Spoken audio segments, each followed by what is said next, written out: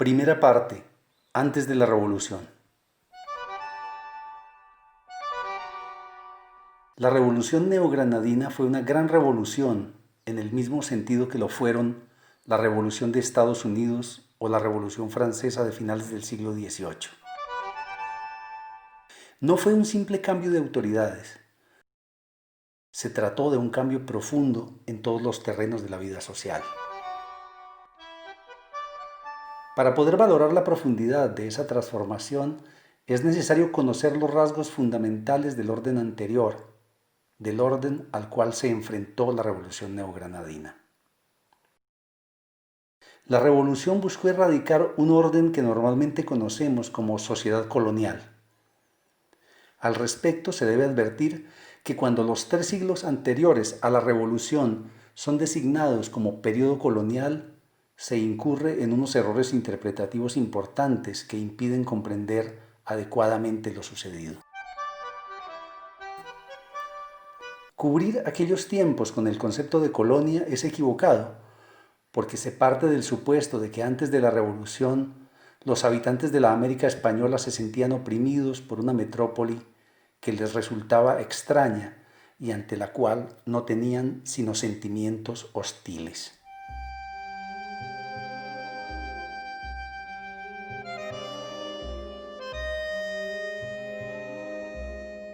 En realidad, los criollos y demás grupos sociales americanos se sentían españoles americanos e incluso españoles a secas, herederos orgullosos de las tradiciones y las instituciones de sus ancestros.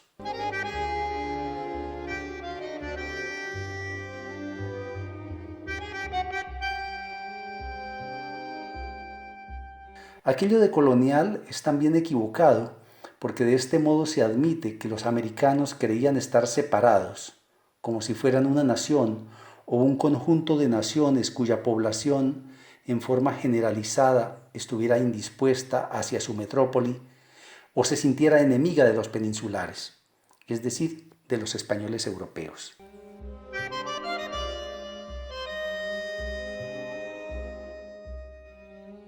Lo anterior tiene relación con otra idea equivocada que inventó la Revolución y que se sigue aceptando sin problema, y es pensar que en el orden anterior a la Revolución los americanos fueron tratados como esclavos o que la justicia fue simplemente un instrumento al servicio de los caprichos del monarca.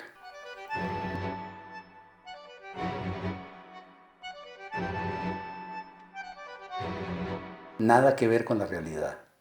La sociedad monárquica fue algo bastante diferente a lo que nos ha enseñado la escuela, los medios de comunicación o los relatos de ciertos historiadores.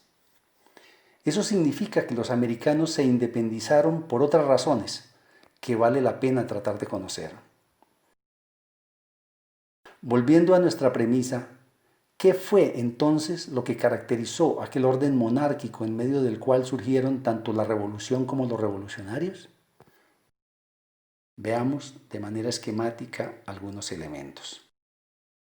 Un aspecto inicial a tener en cuenta es la composición de la monarquía española, de la cual formaba parte el nuevo reino. A comienzos del siglo XIX, ella seguía reuniendo una inmensa porción de territorios y de poblaciones diseminadas por Europa, América, África y Asia.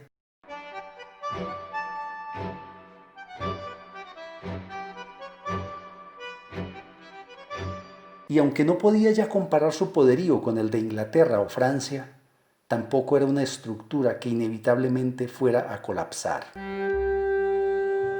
Desde la corte madrileña, que era su centro administrativo, cultural y político, la monarquía de los Borbones mantenía organizada su parte americana en unas grandes unidades denominadas virreinatos, compuestas por un complicado conjunto de circunscripciones menores.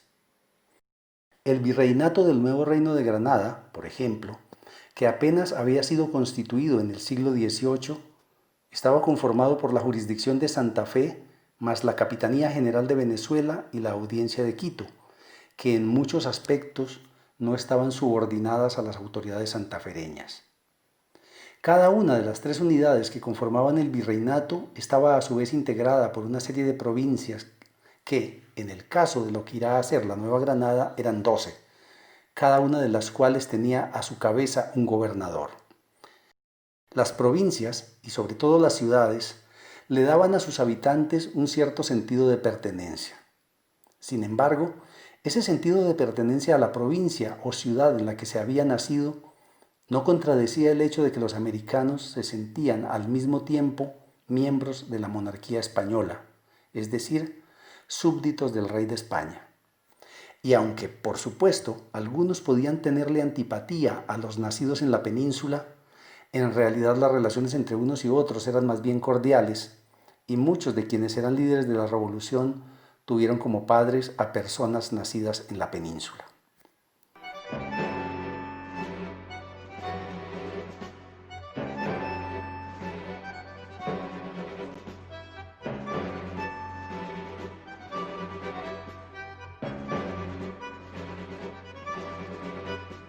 Un factor de distinción más decisivo que el lugar geográfico de nacimiento fue el color de la piel. Fue tal la importancia de la raza en la asignación del estatus social que se elaboró una minuciosa clasificación de las castas, unas designaciones que buscaban enunciar los rasgos físicos exteriores, pero que se suponía que también captaban perfiles morales.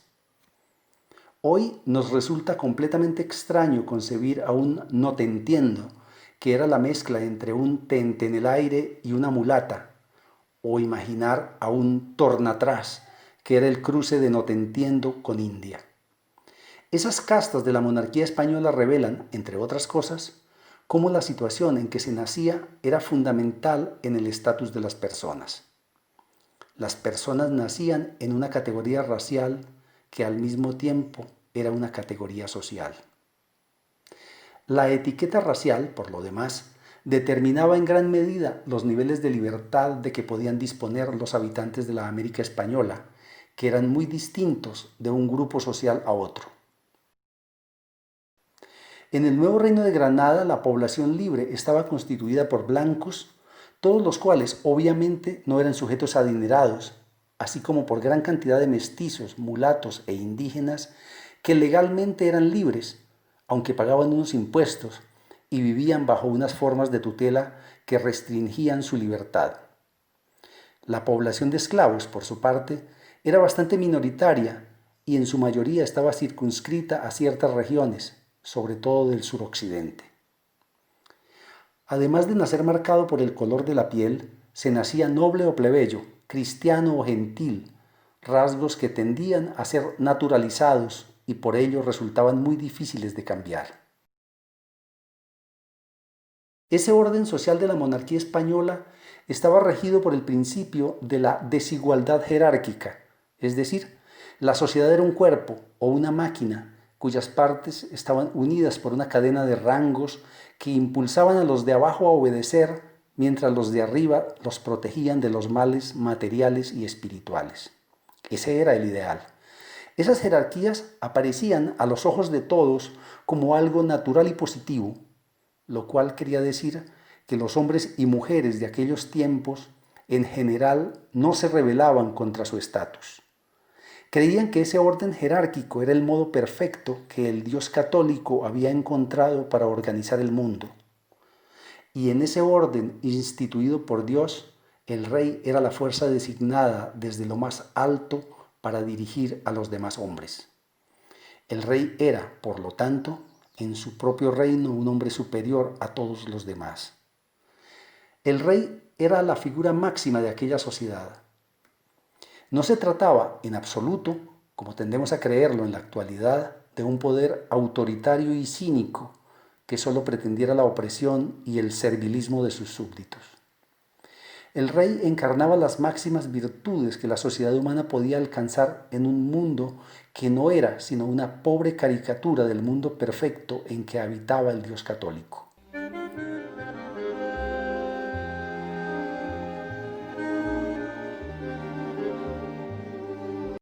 El rey simbolizaba la justicia, el rey encarnaba la verdad, el rey era el hombre más virtuoso, el católico por excelencia. El reconocimiento de aquellas virtudes tan superiores en el rey español llevaba a que los súbditos le rindieran homenaje y lo acataran con cierto grado de espontaneidad. Para tal efecto le celebraban fiestas en cada momento de su vida y la vida de su familia.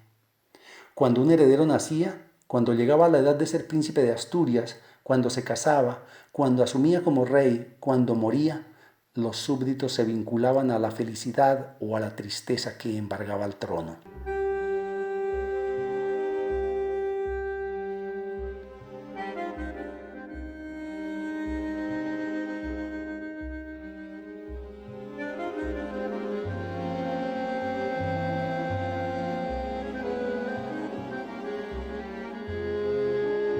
No se trataba, por lo tanto, de una relación hostil entre el rey y los súbditos. Todo lo contrario.